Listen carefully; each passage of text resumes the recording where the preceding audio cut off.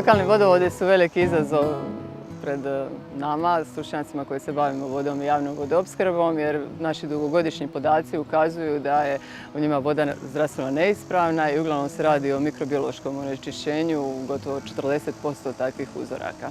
Ono što je karakteristično za takve vodovode da njima upravljaju grupe građana ili pojedinci, što automatski implicira da i nemaju određena ni sredstva niti kapacitete u bilo kojem obliku da bi mogli adekvatno upravljati takvim sustavima. Stoga su ovaj projekt, a i sve druge aktivnosti koje se provode po pitanju lokalnih vodovoda dobro došle, a konkretno kroz ovaj projekt ćemo dobiti puno više podataka, kontinuirana mjerenja koja će onda i lokalna zajednica i nama u sustavu javnog zdravstva omogućiti brže i adekvatnije djelovanje.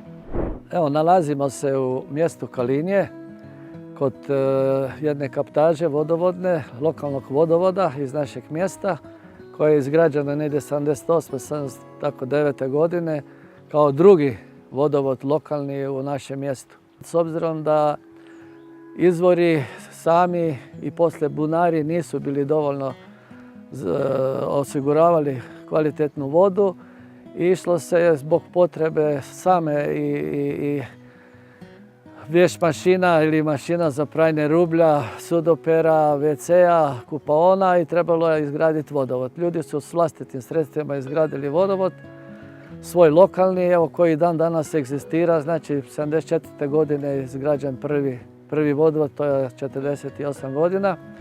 Iza toga drugi, takozvani bugnet koji se evo ovdje nalazi kaptaža, jedan vrlo kvalitetan izvor, kvalitetna voda, za koju smo mi smatrali godinama da je dobra i kvalitetna. No, zahvaljujući javnom zavodu za zdravlje naše Zagrebačke županije i monitoringu, njezinom analizom je utvrđeno da voda nije bila zdrava za piće, imala u sebi dosta bakterija i čak i Escherichia coli koja se nakladom, utjecajem i kloriranom te vode dovela potpuno ispravno zdravo stanje.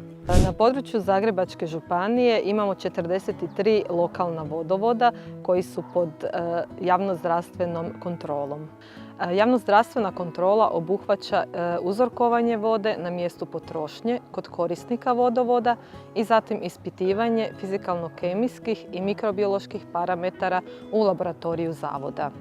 Najčešći uzroci zdravstvene neispravnosti vode su mutnoća i povećan broj, odnosno prisutnost mikroorganizama. Povećan broj mikroorganizama i mutnoća najčešće se pojavljuju u periodima jakih kiša, kada površinske vode prodiru u podzemne vode i time zagađuju podzemne vode. U sklopu WaterQ projekta zajedno sa našim partnerima razvili smo sustav koji bi malim vodovodima trebao pomoći u pristupu informacijama o kvaliteti vode koju oni piju. Osim što im pomažemo da srede svoje povijesne podatke ukoliko ih imaju u nekakvom nestrukturiranom obliku, donosimo im i nove tipove podataka u približno realnom vremenu sa senzora koji se postavljaju na njihovu infrastrukturu. Senzori omogućavaju praćenje parametara kao što su količina klora, ukoliko imaju obradu vode sa klorom, provodljivost, zamućenost vode i temperatura vode. To su neki osnovni parametri koji i samim korisnicima, ali i sa druge strane Zavodu za javno zdravstvo daju nekakvu osnovnu indikaciju o tome što se događa u tom vodoopskrbnom sustavu.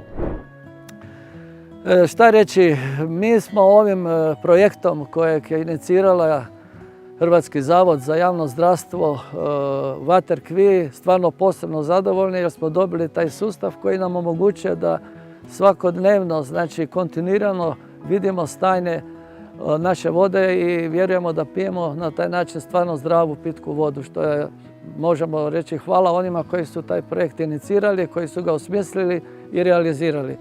Mislim da bi stvarno svi lokalni vodovodi koji će dobiti taj sustav moraju biti ljudi zadovoljni i puno hvala svima koji su ga realizirali.